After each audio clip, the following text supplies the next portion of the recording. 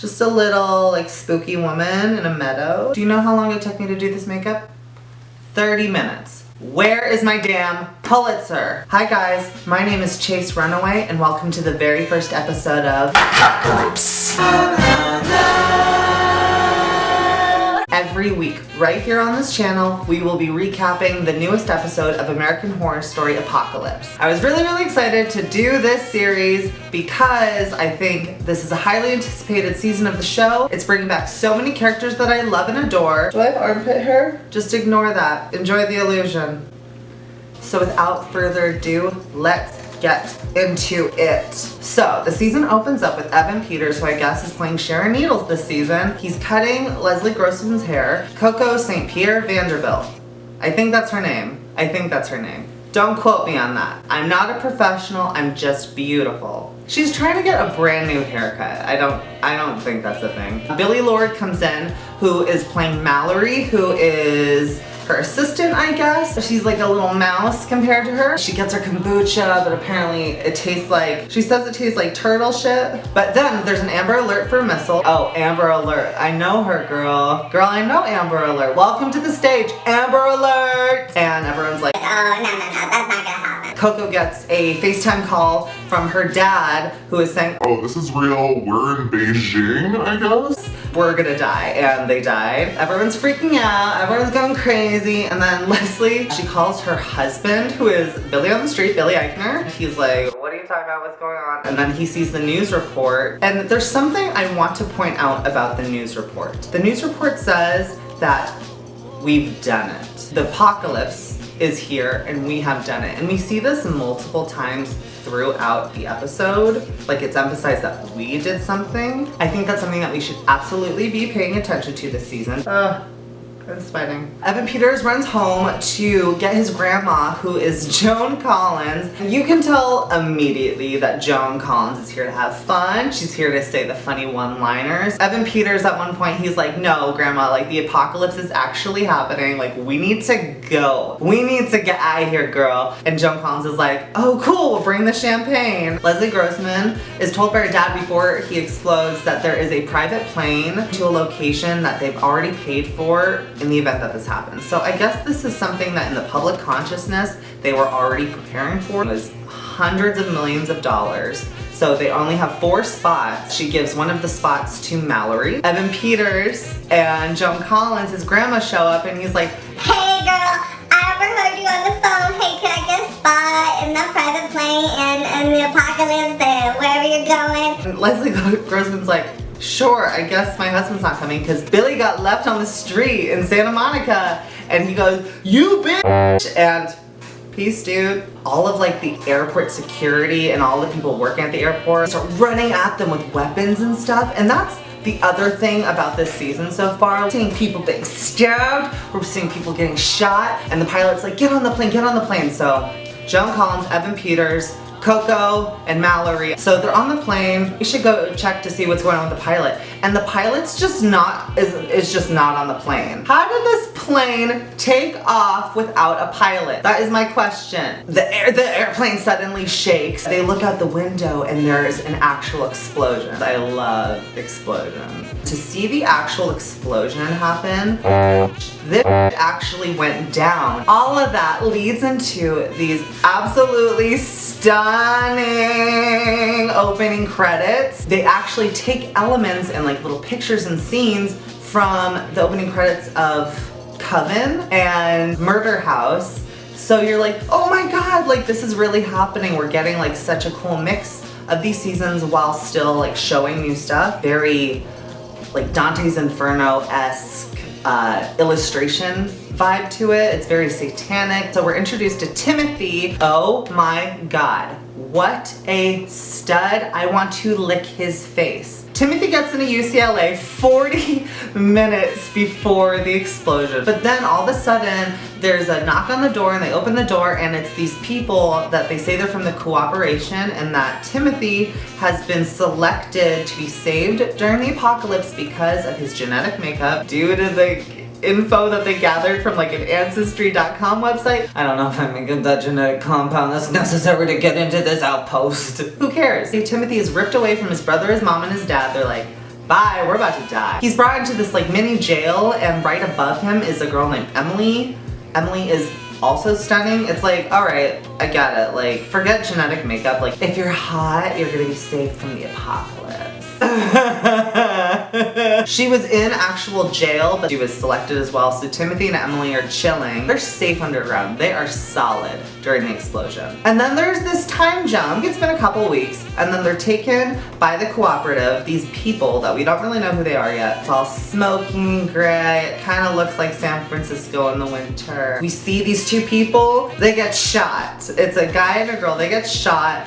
It's freaking brutal. Couldn't they have waited until the new recruits got inside to shoot them so it wasn't this aggressive introduction to wherever they were gonna be? But hey, it's neither here nor there. I'm here. This is a green screen.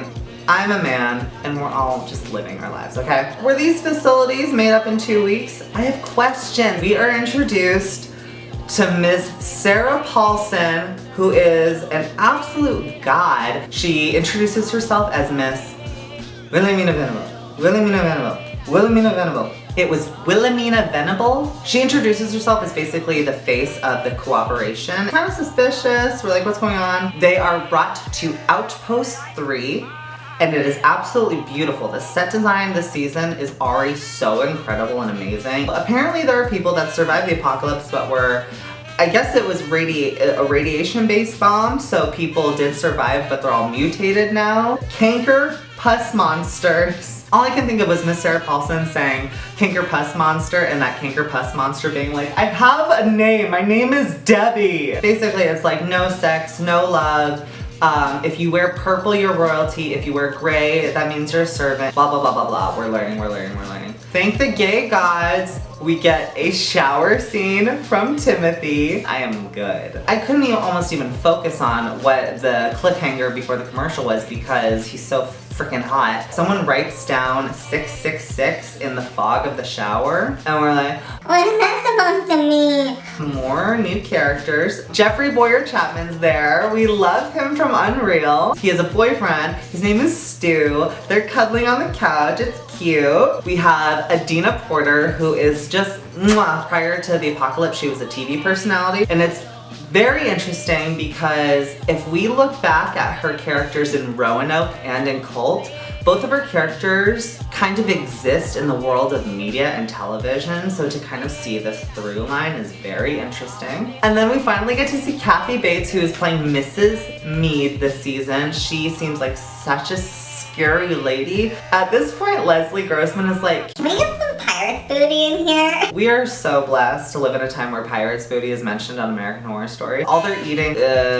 these jelly things that basically like they get all their nutrients, but that's all they're living on. And they're like, no, we don't have any more food here. Leslie throws a fit because she's hungry. Sarah Paulson smacks the out of her. Episode 1, bam! And we find out that this is the last outpost on the planet because all the other ones, they ran out of food, they went crazy, they revolted. When I first saw that, I was like, that's bull. There seems to already be a huge disconnect between Miss Mead and Miss Venable with the actual cooperation. It doesn't seem like that's how it's actually supposed to be run, but I guess we'll see. So out of nowhere, Amazon Eve comes back. She's there to let Miss Mead, Kathy Bates, know that there was like a radiation contamination of some sort, and immediately, I swear on everything, I immediately was like, one of the gays is gonna get and not in like the good way. Miss Mead immediately starts going around the table to check for contamination with her little gadget, and like the little meter starts to go off. Evan Peters and Jeffrey Boyer Chapman's boyfriend Stu, and they're both contaminated. So Evan Peters and Stu are brought to this decontamination unit, and they're being showered, and we see butts. We see butts! Evan Peters is all good, but Stu's not so lucky, and he gets freaking shot in the back of the head. I called it. He's the first to go. So we come back from commercial, and Miss Venable is in a brand new outfit looking at herself in the mirror. She's feeling herself.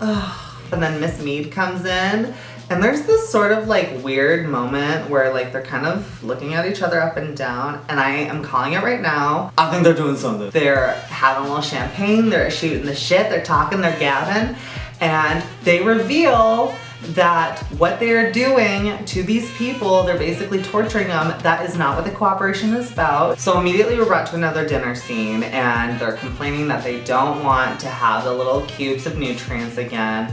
And Sarah Paulson's like, why didn't you say so? It's called a Bondbouche, which is basically a stew. They bring out the stew, and everyone's like, oh man, this is great. Yum, yum, yum, yum, yum, yum, yum. they're like, where'd you get the fresh meat? Bitch, where did you think you got the fresh meat from? The fucking Ralph's down the street? Jeffrey Boyer Chapman goes, stew is the stew! Stew is the stew! We're so blessed. Joan Collins is like, F it, I'm hungry, and so she just goes to town. Oh, this delicious white meat chicken. Well, they're lounging in a little lounge and a song, and they're listening to music, they're having fun. And then a new song starts to play, which they think is like a signal for they're gonna be able to leave soon and that the world's okay. And Evan Peters is having a moment, he's singing, he's feeling himself. And then there's a time jump to 18 months later. Finally got a little bit of narration from Timothy. And Timothy lets us know that him and Emily have started kind of dating in private. They're kissing and stuff. I was fully down for this love story. I think that's a good thing for them to do. We see this black carriage with horses wearing gas masks. I freaking died. They're like, no, we're not leaving any stone unturned. We're gonna put some horses in some gas masks. Who's in this carriage? I thought it was gonna be the coven. It is revealed that the person in the carriage is none other than Michael Langdon, Vivian Harmon and Tate Langdon's child from Murder House. She gave birth to twins. One of them died and the other is the Antichrist, because she had this baby with a ghost. Michael is here, is now an adult, and he has gorgeous long hair. He's stunning, he is so pretty. And he is there to let people know that he is going to decide who he's going to take and save from the apocalypse and who he is going to leave behind to die. It's clear that Michael is going to be playing God basically in this little outpost. We don't know how he survived. We don't know who else survived. The poor horses with the feathers and the gas masks, they're shot in the head and they fall down a cliff, and we see these arms take the horses away. They're obviously the pus monsters, but we haven't seen them yet. I feel like it's gonna be kind of a callback to season 2, Asylum, with the monsters that Dr. Arden creates, but I guess we'll see. That is the episode. So this brings me to my final segment, which is my cock of the week. Just a character that I thought stood out among the rest. Already breaking my own rules. Timothy, because he was so hot and he already has so much to do for being a new character. Miss Venable, and on top of that I'm gonna put Miss Mead because we have 2 wicked ladies. We don't know what they're up to, but I'm so excited to see what happens. Billy Eichner, because Billy got left on the street. Is Billy on the street? This has been the first installment of ACOCKOLYPSE. I hope you've enjoyed. If you like this video, please make sure to like and subscribe to this channel and push that bell icon to let you know when I will be posting next. I'll try to get these videos out every week after the episode airs. But until then, my name is Chase Runaway and this has been ACOCKOLYPSE. Bye guys.